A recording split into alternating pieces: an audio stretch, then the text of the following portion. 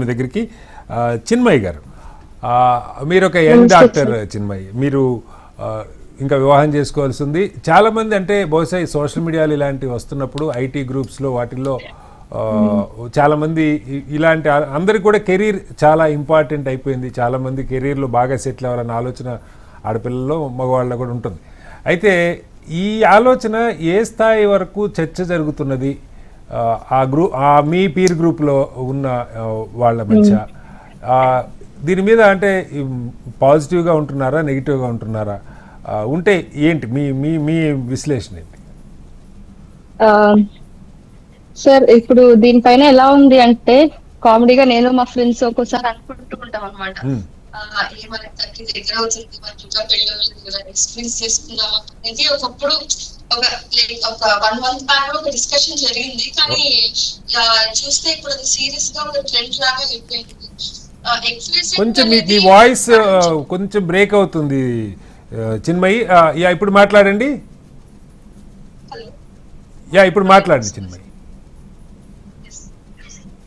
Madam చెప్పినట్టు ఎక్స్‌రేసింగ్ కి చాలా అడ్వాంటేజెస్, డిసడ్వాంటేజెస్ ఉన్నాయి.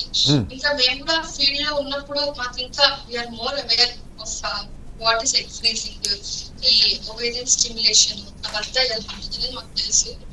సో కీపింగ్ నా ప్రొఫెషన్ ని పక్కన పెడితే మా ఏజ్ గ్రూప్ లో మా మైండ్ సెట్ ఎలా ఉంటుందంటే, 23 years అప్పుడు నాకేం కావాలి అనిపించింది, 25 years అప్పుడు అది కావాలనిపించలేదు.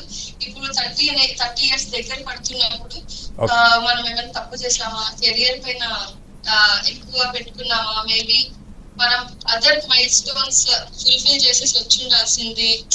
అంటే మాకు కొలీగ్స్ కూడా ఉన్నారనమాట, సర్వీస్ చేసి అలాంటి వాళ్ళందరూ ఉన్నారనమాట. సో వాళ్ళని చూసినప్పుడు అనిపిస్తుంది, ఓకే వాళ్ళు మనకంటే ఒక 10 years లేట్ గా సెటిల్ అవుతున్నారు లైఫ్, 10 years లేట్ గా వాళ్ళకి క్లినిక్ ఎస్టాబ్లిష్ చేస్తున్నారేమో, కానీ వాళ్ళకి 2 పిల్లలు ఉన్నారు, వాళ్ళకి ఒక స్టేబుల్ ఫ్యామిలీ లైఫ్ కి వాళ్ళు వచ్చారు. సో మేబీ కెరియర్ లో వాళ్ళకంటే నేను ఒక 10 years ముందు స్టార్ట్ చేస్తాను కెరియర్ లో, maybe I'm achiever compare to her. కానీ comparing her as a whole women, other developmental milestones అనేది ఆమె ఫస్ట్ అచీవ్ చేసేసి ఖచ్చితంగా మాకంటే. Maybe she doesn't have all that in mind. So అలా సో ఈ చాయిస్, ఈ ఎక్స్‌రేసింగ్ అనే దాని గురించి మా జనరేషన్ ఎలా ఉందంటే, it is completely different individual perspective అనమాట. ఎవరి సిచ్యువేషన్స్ కి ప్రకారము వాళ్ళకి అలా ఉంటుంది. ఇప్పుడు ఐటీ వాళ్ళు 23, 24 అట్లా సెటిల్ అయిపోతున్నారు, జాబ్స్. సో వాళ్ళకి 26, 27 కి ఫైనాన్షియల్ స్టెబిలిటీ అనేది వచ్చేస్తుంది. And by the time they get married, so వాళ్ళకి అది పెద్ద అవసరం అనేది రాదు. కానీ మీ డాక్టర్స్ మాకు ఎగ్జామ్ అవ్వడానికి చిన్మయి గారు, మళ్ళీ మీ ఏజ్లో ఉన్న వాళ్ళు తప్పు చేసామనుకుంటున్నారా? అంటే ఇంకా లేట్ కాకుండా చేసుకోవాలనుకుంటున్నారా? లేదు ఎట్లా చెప్పండి. సార్ అదే సార్, ఇప్పుడు ఇది అనేది ఒక ఇండివిజువల్స్ మధ్యన డిఫరెన్స్ ఆఫ్ ఒపీనియన్స్ ఉంటుంది. అంటే even in the same age group కూడా అది వాళ్ళ సిచ్యువేషన్స్ బట్టి అలా మారుతుంది. లైక్ ఎగ్జాంపుల్ ఇప్పుడు నేను చెప్పాను కదండి, ఇప్పుడు ఐటీ సాఫ్ట్వేర్ వీళ్ళందరూ 23 years కి 24 years కి వాళ్ళకి జాబ్ వచ్చేసి 26, 27 కి ఫైనాన్షియల్ స్టెబిలిటీ అనేది వచ్చేస్తుంది అనమాట.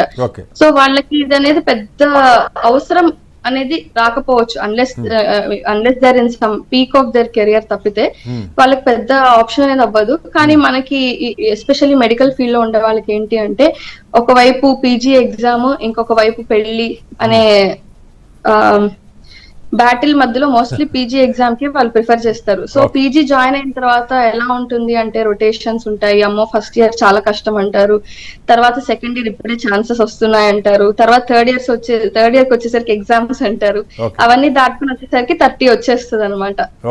సో ఆ పాయింట్ లో వాళ్ళకి కెరియర్ లో ఉండే ఆ స్ట్రెస్ వల్ల they forget the base biology. అంటే వాళ్ళు ఎంత బయాలజీ చదివినా వాళ్ళ బయాలజీ వాళ్ళు మర్చిపోతారు అనమాట.